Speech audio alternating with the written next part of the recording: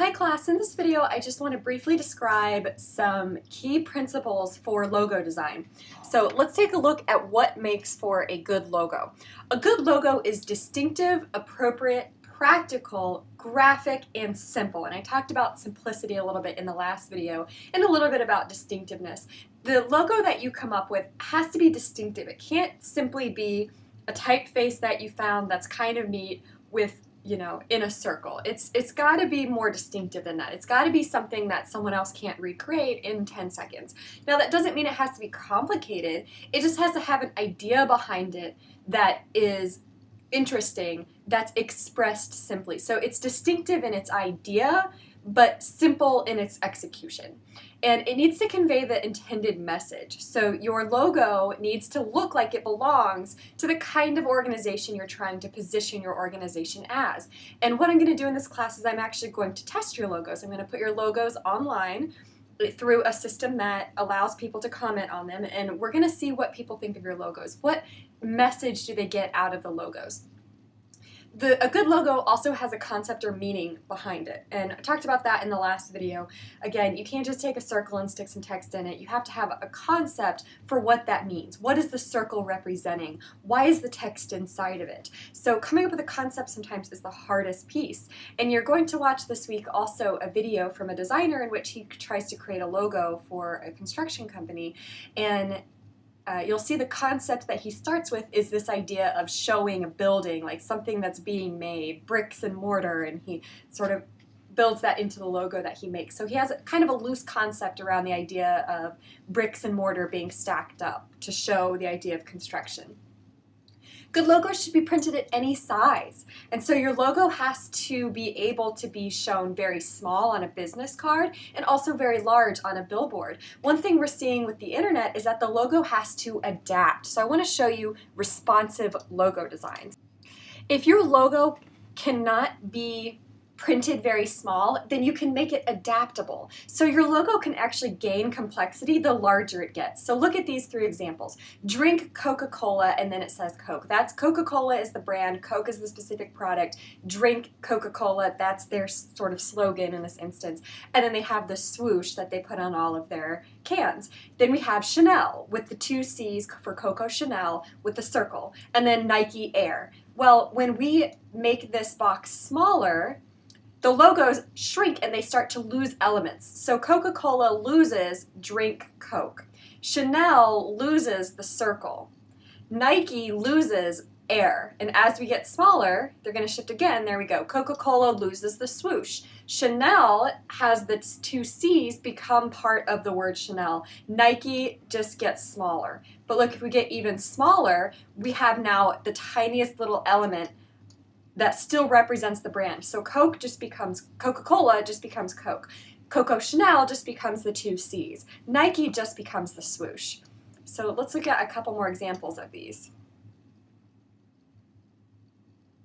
I want you to watch as I shrink this page how elements disappear. So Walt Disney, for example, loses the castle. Levi's uses Levi Strauss & Company. Then as we get smaller, Walt Disney becomes Disney, and now just the simplest pieces.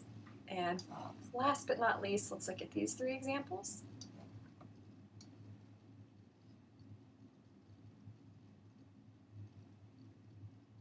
So the icon that you make should be distinctive enough that you can shrink your logo responsively into just the icon and it still represents your brand. So this is a really important aspect of logo design that we're seeing more and more with the web, because we have social media where icons are often very small. If you're looking on your phone at Twitter, you're seeing little teeny tiny icons for all the people who are tweeting. So a brand like Guinness can't fit this into a Twitter profile because that image is going to be this big on your phone. So they have to create a logo that can be broken down into its parts and still represent the brand. So Your logo should be able to be printed at any size, and traditionally that has meant that the logo is simple enough that you can print it very small and you can print it very large, but more and more what that means is that the logo can be broken down into parts and aspects of it can go away as the logo has to get smaller. So as you create your logos, think about that, because if you feel like your logo is not simple enough to be shown at a smaller size, it doesn't mean you can't use it. It means you have to come up with what it looks like at a smaller size. What would you take away? Your logo should be a quick read, so they should be understood as soon as they're seen, and they should be effective without color because you won't always be able to show your logo in color. 5 principles of effective logo design: simple, memorable, timeless, versatile, and appropriate. And this is going to cover some of the things we just talked about. For example, simplicity. Simplicity makes a logo design easily recognizable, versatile, and memorable. And again, if your logo is not that simple, you can break it down into smaller parts to use in different venues, just like the responsive logos we just looked at. Good logos feature something that's unexpected or unique without being overdrawn. So even if we go back to these examples of the responsive logos, they're not overdone, they're not fussy, there's not things in here that don't matter or don't mean anything. In fact, each logo has only 1 or 2 colors. Kodak film, red and black.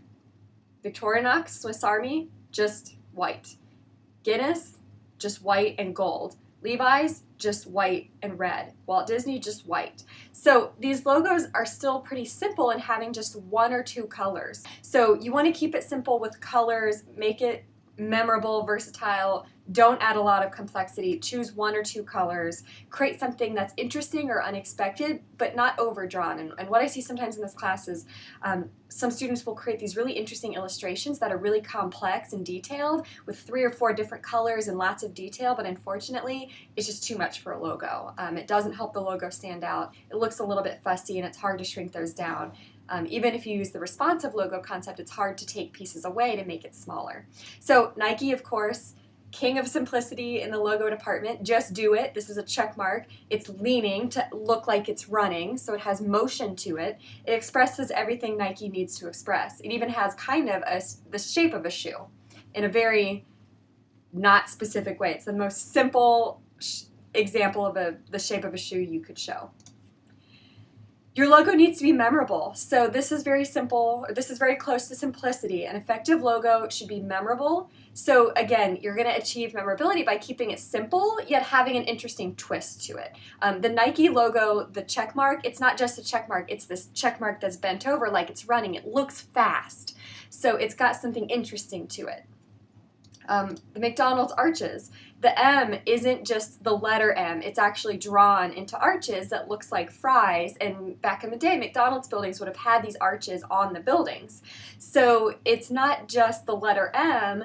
They didn't just go into Illustrator and find an M that they liked. They actually drew an M that's different from all the M's, and then the word McDonald's is tucked into it. So it's got a little bit of interest to it beyond just being an M, and you can see the bottom elements don't line up, so it's got some dynamicness to it. It's simple, but it's got kind of a little playfulness to it. It's not so simple that it's just an M from some font. Your logo should be timeless. You don't want to create a logo that's real trendy that's going to look bad in 50 years, in 10 years. And as an example, this is the logo for the London Underground, the subway system. This logo was actually designed first in 1908. So this logo is more than 100 years old. And basically the only change to it has been to update the typeface on the word underground a little bit, but not much. So this logo has lasted more than 100 years.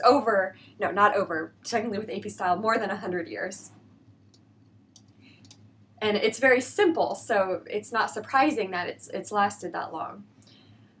Versatile. Your logo should work across a variety of media and applications, and so you have to design them in vector format, as we talked about in a previous lecture, to ensure that they scale to any size, and also you might bring in this concept of responsive logos so that you think about, as you design the logo, what could this be distilled down to? The WB example is great because you have Warner Brothers Pictures, a Time Warner company. There's the WB, it's got a ribbon over it, it's got an outline on it, and as we get smaller, things disappear. So first, a Time Warner company disappears. Then the ribbon disappears. then the outline disappears and you just get WB. So you might also think as you're designing about how you might distill your logo down into a smaller size. So ask yourself if your logo is still going to look good if it's just one color, if it's in reverse color, so if you have to make it white on a dark background, for example, if it's the size of a postage stamp, if it's as large as a billboard. One way to create a versatile logo is to just start designing in black and white. Don't bring color in at first. Just start with black and white and put color off until later. This allows you to focus on the concept and what you're doing and the shape rather than trying to balance shape, color, the tone of the color. Is it darker? Is it lighter? What's the contrast of the color? Just keep it simple and start with the shape and what the shape means. Design in black and white. You might also keep in mind printing costs because the more colors you use, the more expensive it is to print that logo. Organizations like eBay have multiple colors. Google has multiple colors. They can do that because they're typically online. They don't really print anything. What's the last time you received something printed from Google or eBay? I don't think that I ever have. Except the Google logo is sometimes printed on the boxes that my phone comes in, but even then, they print it in black. They don't print it in color. So think about that as you design, especially if you're working with a small organization that's still doing a lot of print. You don't want to make a logo with lots of colors because it could end up costing them more to print all of those colors. It's cheaper to print just one or two colors than it is to print full color. World Wildlife Fund is an example of simplicity, really great concept, but it's just black and white. There's no need to really bring color in here. The concept is this panda showing wildlife that people recognize as wildlife that needs to be saved, that needs help. It's very cute. They're very helpless looking. You want to help them. They're black and white, so they're just keeping it simple, black and white. You also want to make sure your logo is appropriate. So how you position the logo should be appropriate for its intended audience. Now, for those of you who haven't had some of the higher level classes, positioning in public relations is the idea of figuring out how you want something to be viewed and then figuring out the strategies to make that happen. So a good example would be if you open a wine bar. You probably don't want people to think that it's a bar for people to go get trashed at. Maybe you want people to think that it's classy, that there's tastings, that you're not sending drunk people home in their cars. You want to show responsibility. You want it to have sort of an adult, classy feel to it, not like a party place, like people are coming to your wine bar and getting trashed and driving home. The community would probably not want that. So you might position the wine bar as socially responsible and classy in how you communicate with audiences. So you might not ever show in your materials, your advertising materials, pictures of young people having, a party like in a Kesha video or something. You would show adults, seated, nice jewelry, nice clothes, clinking their glasses, tasting a little bit of wine, and that's going to help you achieve the position that you want of social responsibility. So with your logo, you have to think about the design elements and how they're positioning your brand. For example, a childlike font and color scheme is going to say to people, this is for kids. It's not going to say responsibility. It's not going to say grown-ups. It's not going to show the adult nature of your organization. So we've talked about this. I think you're all familiar with it. You made mood boards to try to show the design elements and how they're going to position your brand. So just make sure you're getting those elements into your logo appropriately. Here's an example for Toys R Us. What's interesting about Toys R Us is they still don't use typical kids colors. Typical kids colors are red, yellow, and blue, the primary colors. Very long time those have been associated with kids. Blocks come in those colors. The basic big Legos come in those colors. Toys R Us is making their logo look like it's for kids, but it's a little different. It's got pink and orange and green. The colors are toned differently. It's not just red, yellow, and blue, and that gives it sort of a middle ground. It's fun and for kids, but it's also a little bit different. It's not just for kids. It's appealing to adults as well, which is great because adults are the ones spending money there. 5-year-olds are not going to Toys R Us with their wallets. Now, you can also create type-only logos, but if you do that, again, as per the last lecture, you want to do something that is going to spice it up a little bit and make it more interesting. So you can see with Canon, there's a little spike on the C for Canon, and this makes the C look like the knob on top of a camera. Let's see, we've got Marlboro I can't say that name correctly. The L and the B are much, much taller than they should be. Typically, all the letters would sort of stop along this line right here where the capital M is. These ones are extended further up so that it's different than the, just typing this out. U-Haul, the H has a little piece stuck on it, which makes it look like a tractor trailer. So this U-Haul has the idea of hauling. The H looks like the hookup where you put the U-Haul on the back of your truck.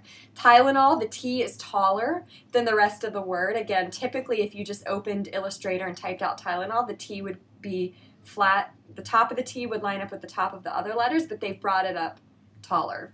So you can create a text-only logo, but you're going to have to bring something new to it. You're going to have to bring something to it that makes it different and interesting. Every font has its own personality. I think we're all aware of that by now. Don't use more than 2 typefaces in your logo. Otherwise, you could confuse the messaging. You only have a word or 2 or 3 words to express your message. So keep it simple. Use 2 typefaces or less. Just say no to novelty fonts. So just some more examples. The more logos we look at, the better. One thing I want to mention is you want to experiment with all caps and lowercase. So you can see Black & Decker is all caps, which is great because it's a tool company and they want to be seen as sturdy and tough. Their tools are sturdy and tough and you can abuse them and use them for a long time. So big, thick, all caps letters. Whereas Nestle has a capital N and then lowercase letters because it's a candy company and they don't want to look super tough. That's everything that I want to talk about this week. For the end of this week, you're going to sketch logos. So think about these concepts as you sketch. And I look forward to seeing your sketches this week and seeing you in the logo workshop next week.